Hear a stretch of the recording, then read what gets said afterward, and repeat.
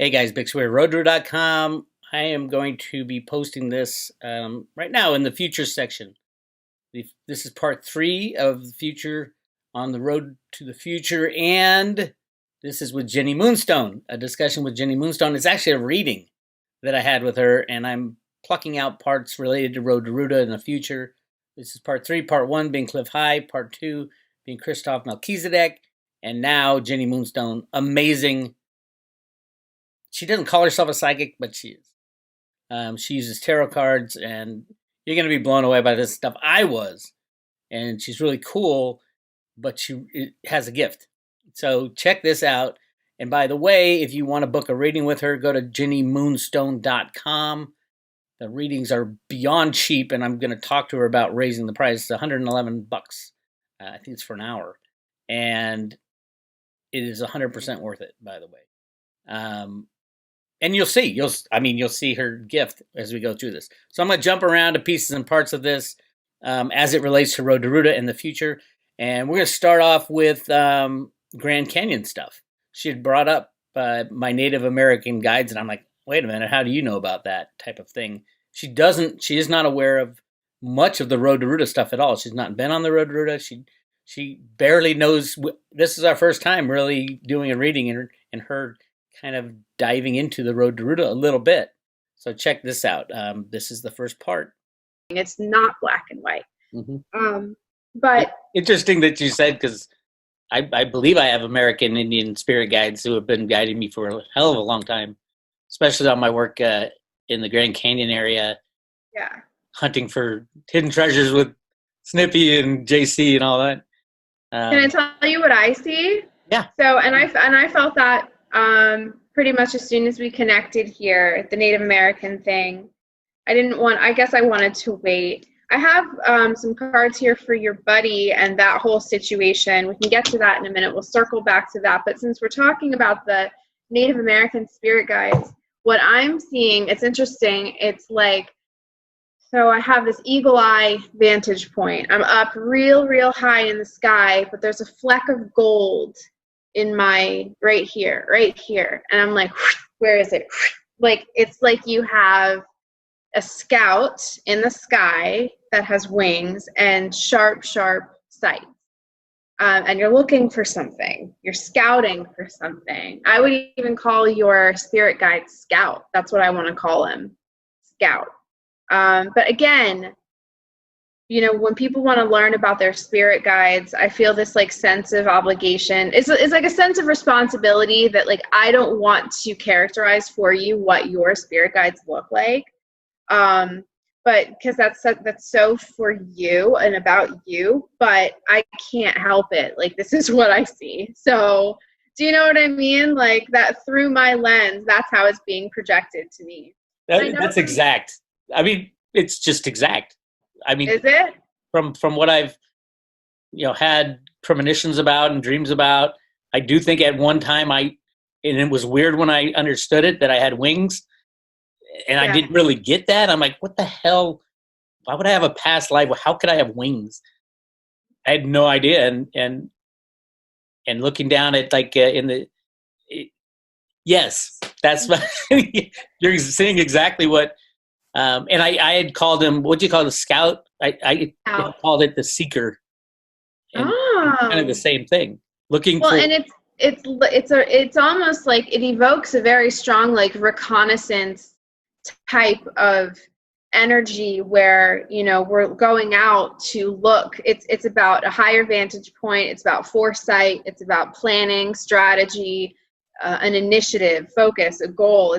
It's extremely assertive as opposed to anything, you know, like, you know, lots of women have, you know, feminine deities that are about, you know, wisdom, all different kinds of things. This is very specific to you, to your energy, and lends itself very well to what it is that you ultimately do, like for your hobby, your profession. It all aligns. It all works out. At the end of I really do feel that at the end of the day, we all are exactly where we're supposed to be. Mm-hmm. For better, for worse, we make it. It's on us, right? So there you go. I mean, just starting off, I'm like, damn, she's tuned into something with me. She didn't know I was looking for gold in the Grand Canyon. Obviously, on YouTube, everybody knows. lucky guess, no. This was genuine.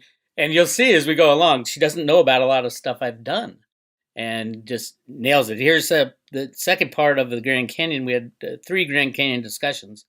Let me go to the second part here.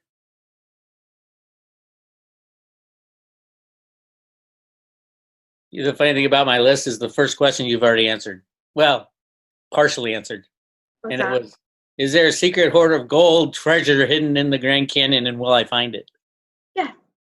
Well, so Scout, your reconnaissance hawk, your recon hawk is he already knows where it is. It was a very distinct gleam in the right eye. It honestly looked like we're passing 3-4 o'clock, facing north. That probably means absolutely nothing, but that's what I'm getting. Well, it could. I mean, my plan is to go hunting further. I've already been there looking, but a lot of places you can't get to. They don't allow you to go there. I wonder why. Yeah, exactly.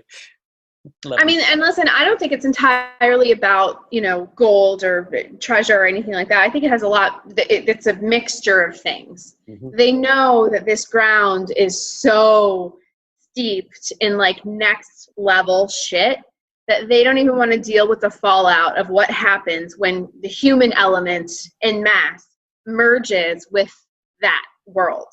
Things will happen. And they're not ready to explain that away. They're not ready to deal with the PR. It's bad PR. They know. It's This is where we get to the holy crap place. When she's saying, here it is. It's there. It's 3-4 o'clock. I know exactly what she's talking about. I know exactly where she's talking about.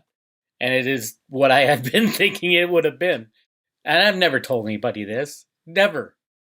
The psychic thing to me is really cool. It's really cool, especially when they're on. And it's usually when you let them go with the flow that a true psychic can really tell you what you're not even thinking you're asking. All right, let's see. This is the last part of the treasure that we discussed. Again, this is a full reading from Jenny.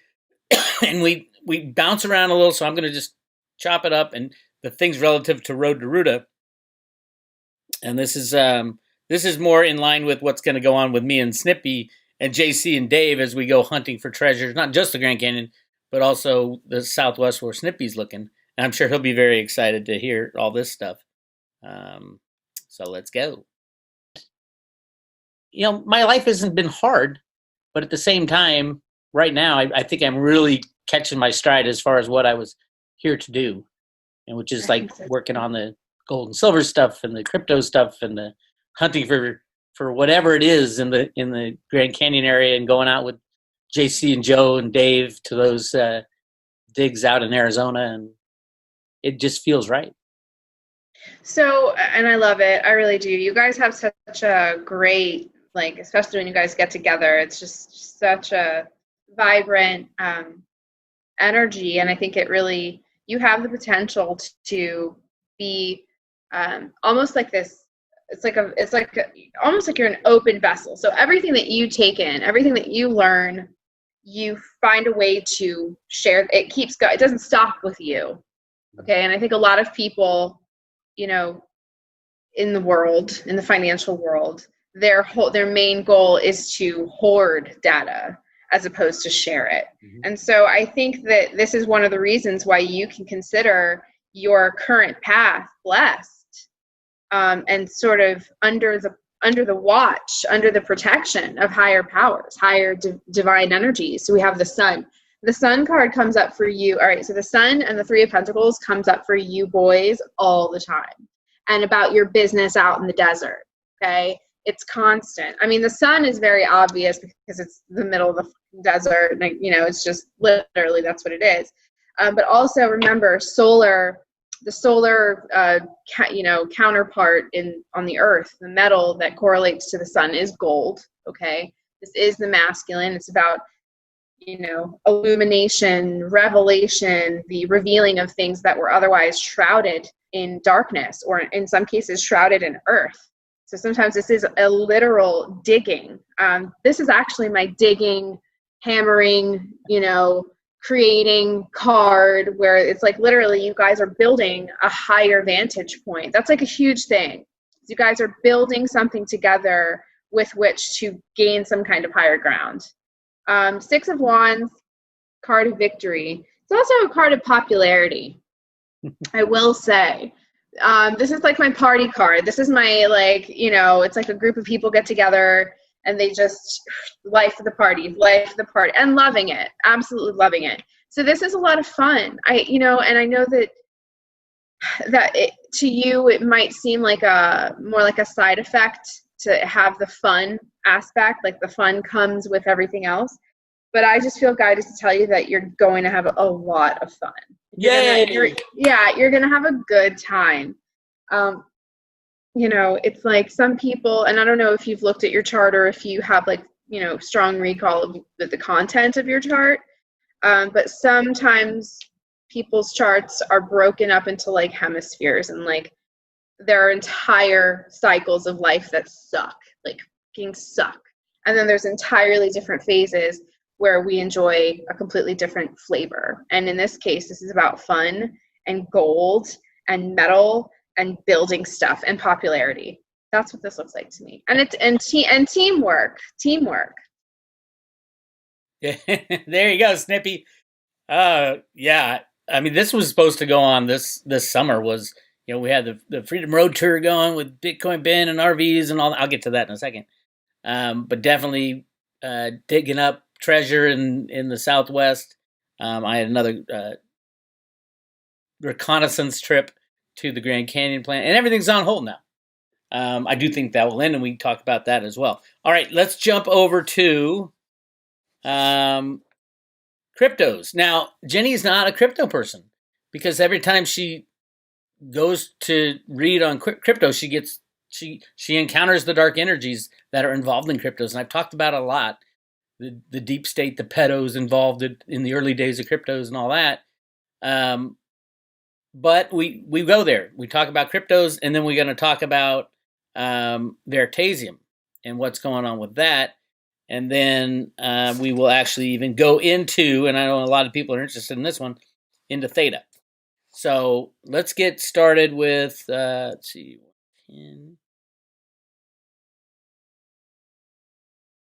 This is right at the beginning of our conversations. I guess JC or someone said, oh, he's a crypto guy. Because she didn't know who I was for the most part. Although I had done a reading with her friend, Heidi, but I don't think she knows what the road to root is. And she's learning. So here's where we go on cryptos. Right, that makes sense.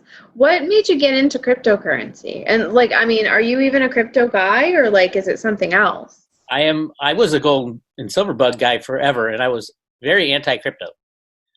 Just because of the nature of, I didn't understand it at the beginning. And then I chatted with Cliff High for an hour, and he explained what was going on, how it works and all that. And now I'm a huge crypto guy. Now, okay. I know you're not. And the instinct is, for you, I'm sure it is to be not, because there are some really dark forces involved with cryptos. And I found that out. I call it the crypto cabal. I mean, it was invented as a great thing for humanity, and then almost instantly it was taken over by the deep state pedo gang, right? Those guys. But at the same time, there are great things that are happening with good people. Right. Sure. And so there are certain cryptos I absolutely stay away from because I know that pedos are involved in it, and I won't go there. What are those? Do you know those? Like EOS, okay. Like Bitfinex and Block One. I mean, they have a lot of Bitcoin. They were in it very early with the Brock Pierces of the world and the Epsteins of the world and all that. But yeah, I think that's part of the reason that cryptos were taken down by Trump and the good guys was they wanted to try to clear out some of the criminal pedo cabal out of cryptos. I'm not really sure. Right. But as a a guy who believes in freedom and the freedom of choice and the freedom of currency, especially. Yes, the cryptos are a great thing for humanity. It's like anything. You can have a great tool, and Right. if people abuse it and bad people get it, that's something we're going to fight against for the rest of our lives. Exactly. For the rest, right. This doesn't end overnight. This isn't something that we can just, with one fail, with one wield of the sword, we don't just end it. We're going to have to navigate this. And I've said to people, there is a place for cryptocurrency in the new world. It's not that it doesn't crash and burn and never come back. Bad things are going to happen. Like, I think that they probably already have. And that's always been my knee-jerk reaction to it, is as soon as I touch it, it actually kind of makes me feel like, if you've ever seen Lord of the Rings, which I'm sure you have, as soon as you get close to the ring, you get like flashes of the eye, and it's like, ugh. So for me, and it's just what's on the surface of crypto when I look at it. Some coins are worse than others for me. Absolutely, and some are complete frauds, right? And but then again, you have governments fighting against certain coins that they know. Like, there's a coin called Veritasium that I really am big into still, and the SEC came after them for fraud, and I'm like, wait a minute, you're really destroying this guy. This guy's name's Reggie Middleton, and you're destroying this guy. Why are you doing this? And he invented a way to have peer-to-peer transactions within the stock market. So you don't have all the high-frequency trading and fraud going on in the stock market. And he was going into like the Jamaican Stock Exchange and the German Stock Exchange to implement it, which would have taken the power away from the criminal market riggers. So the SEC, our lovely government, went after him. So. Oh my gosh! So how were they made privy to what he was doing? Oh, he was working with them. They were working together to solve a problem, and then something happened that they turned on Reggie and said, "That's it." They literally filed a suit. It was a ridiculous suit. Oh my God! That's one of the things I want to ask you about. Is, not necessarily the crypto, but in that situation, will that come back? Because I do think they've basically put all the Veritasium tokens off to the side in like a lockbox, which is really rare for them to do something like this. They're just sitting in limbo. And yeah, it's really bizarre. There's so much bizarre things I deal with that every day I'm like, I wish I knew everything behind the scenes. So then we go off on a tangent. But I'm going to get back to what the Veritasium stuff. Now we pick it up again because she pulls some cards on Reggie. And see here, and it's really interesting because she talks about his wife, and then it's like, yes, he's married. I don't think his wife's in on it, but his partner definitely was. Jeffrey Tabak. He was the guy they brought in as the co-CEO. He was the guy working for the good guys, I believe. And it sounds like from what Jenny talks about is that he's still back there working on it. Now, she also says this could just drag on forever and just end by the amount of people fighting it. But she does say that I think it's Tabak is still working hard on it, which I thought he would be. And again, Cliff High says that Veritasium, Reggie, and the government get together to fix a problem. So we will see. Here's the rest of that. Let's see here, 1625. Make it. It's on us, right? So that's what I have on that. If you wanted to take a look here at what's going on with your friend and that whole thing. Which friend? I can't remember the name that you told me, but you said that he was working with them to create this peer-to-peer Reggie Middleton. Reggie Middleton. So, does he have a wife? Yes, he does. Is she working very, very hard to expedite this process and try to figure out what's... You don't know, huh? I don't really know him that well. Okay. Okay. Company in the coin. Fair enough. So, what I'm going to tell you is that this is going to take a while. It appears to me that we have the Queen of Swords, the Temperance. This looks to me like the subject in question, so this man hit what he has managed to create, 3 of Swords and 8 of Wands reversed. They're going to drag this out. This is going to take a long time. They'll probably just kill this with litigation, and just, you know, run the wheels on this. She appears, the partner, the spouse, perhaps the people in the circle are like working double time to hit the books on this and see how they can navigate. Somebody is studying real hard to get this facilitated, but there are a lot of conflicting sides here. There's a lot of invested interests. It sucks when you piss off people that have money. It sucks when you piss off people that are just heavily invested in hoarding information and intel and money and stuff like that. And it's just really, really fun. It's part of the reason why I like to keep my head down for the most part. I don't want anybody to really know what we're doing, because they'll get you. They'll freaking get you. And as soon as you start messing with their money, that's like a whole nother level. Mm-hmm. So that's a fact. As soon as you mess with their money, it's a whole nother level. Yeah, it makes sense. I think I got the same thing from Michelle Whitedove. They're going to try to drag it on forever. But I do believe that Jeffrey Tabak is back there still working to try to make it happen. I think that's why the 98 million Veritasium token are kind of stuck on the sidelines. Will it happen or will it not? I don't know. But if it does, it's the lottery ticket. If it doesn't, then it just dies away. It's slow, agonizing death. So that's Veritasium. And then, again, she's not a crypto person. But I wanted to get her take. But she does crypto readings. She, I think, taps into the dark side of cryptos. And there is a massive dark side. And we all know who that is. And the group Tether and Bitfinex and EOS and all that. So I moved on to Tether near the end of the discussion because, not Tether, Freudian slip, Theta near the end of the discussion because I wanted to get her take on what's the potential for Theta. And she came out with some pretty interesting stuff that I 100% believe. Let's see here. 13. So here's the take on Jenny's take on Theta. I could use some help for sure. Absolutely. All right. I'm going to ask you a crypto question, and I know you're not loving crypto. No, that's okay. I get it all the time. The cryptocurrency I want to know about in the future, is it a positive, really positive future or not, is Theta. Theta. That's the one that everybody gets on me about. Get your Theta wallet. Okay, I'm going to get the Theta wallet. I'm going to get it. And I have very respectable men that I work with tell me, and I'm like, I trust their judgment. Let's get a reflection. We have a jumper. 3. Ooh.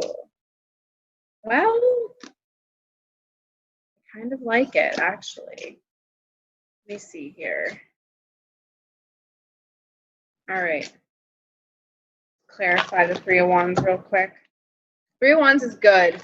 3 of Wands is expansion. It's what's interesting about it is it doesn't appear to even change all that much. So the 3 of Wands is very much a card of steady, almost predictable in the sense that whatever trajectory, however it's performed, and if it has shown promise, this is like, okay, we're going to keep going. It remains the same. Okay. It's a very and it branches out in 3 directions. That's really I keep getting that. I don't know. And I don't know if that's because there will be 3 major, 3 major entities, 3 major moves, 3 major spheres that appear to make Theta its business and could be promoting it a lot. But there's a lot of that. I also think that there's secrecy. So people are trying to keep Theta a secret.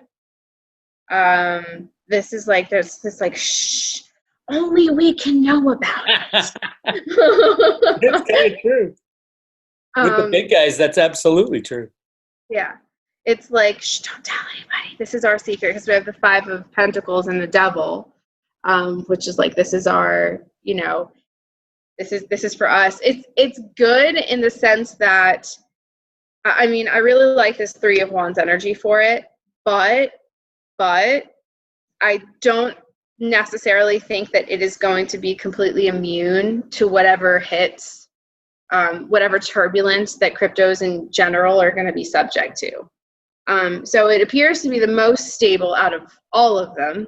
This is actually the one, which is the other one that I don't mind so much. I think it's Redcoin. Oh, Redcoin. Redcoin doesn't give me The ickies.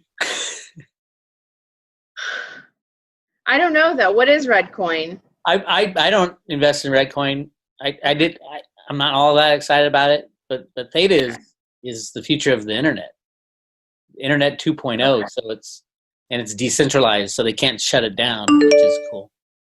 But yeah, I'm glad you get a good feeling for Theta. And I mean, for me, having studied it for 6 months now, and I have moved a lot of my cryptos out of everything else because I didn't know who was in it into this one because I was there at the beginning of the internet when the World Wide Web was introduced in 1990, and I had a friend who said, "You got to invest in this." I'm like, "Why would I invest in that? That's crazy."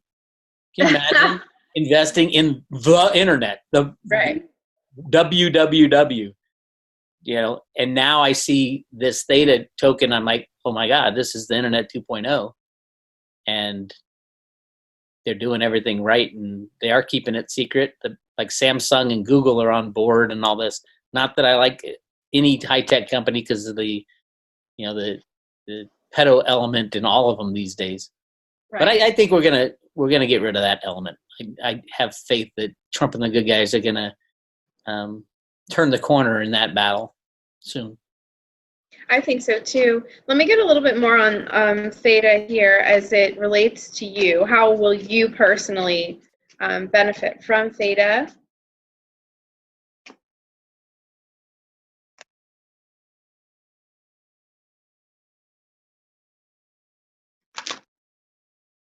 I really hope the COVID goes away. I hope people figure it out. It's not that it's going to go away. I'm sure it's not even a big deal. People just need to stop dragging ass and being retarded. So, ooh, 3 of Cups, 6 of Wands. Excellent. So this ends well for you. So we have double threes. Okay. First of all, first card is always the strongest energy associated with the question. Always. It's like a blanket energy. So 3 of Wands for the performance of Theta, it tells me that it's not going to stop anytime soon. It's going to continue on its trajectory, but there does appear to be a hiccup at some point. It could even be this blackout that everybody's talking about, where literally everything just goes, wait, halt, wait a second, The kill switch. Right, the kill switch, which is likely going to happen, but when I take this a step further and I look at how this affects you, 3 of Cups and 6 of Wands, I mean, if this isn't the party combination, I really don't know what is. 3 of Cups, literally, we have 3 glasses of wine raised in celebration, okay? And then the 6 of Wands is my card of victory, popularity. It's incredibly phallic. So this is literally 6 guys, drinking at a party, and everybody's got their cock out, and we're like, yeah! You know what I mean? Like, it's just... and I can talk to all of my friends are Marines and soldiers, so like... I love it. No way, I love it. It's literally... Yeah, it's just the way that it is. But this is like celebrations. You're like, yeah, like this is you just knowing that you had a really good instinct on something. And this is like, yeah, I knew I was right. I knew I was right. And you're also placed into a position with the 6 of Wands where you're now given opportunities to like, to share, to teach. Do you know what I mean? I mean, you're already in that position. But Theta and its performance appears to just, it's almost like this falls into your lap, where it's like these energies are finding, it's like you're looking for it and it's looking for you, and you're going to meet right here. So it looks really good. Nice. Well, there you go, Theta people. You're loving that. I'm gonna do this in 2 parts. The second part, we get into Q, we get into Trump, we get into Alan Greenspan, we get into RVs and when COVID's going to end. But that's part 2. I will be posting that at roadtoro.com, but this is part 1. Again, book a reading with Jenny. you're not going to be able to book a reading with her in the near future. I mean, she's so on top of this. She has such a connection with spirit and what's going on. Again, JennyMoonstone.com. It's so cheap right now, $111. I highly, highly, highly recommend it. And I know a lot of Road to Ruta people are going over there, so I don't know if you get right now. She's booking them online. You can pick your time and everything. So go check it out, and then we'll be back with part 2. This is Bix. Stay tuned.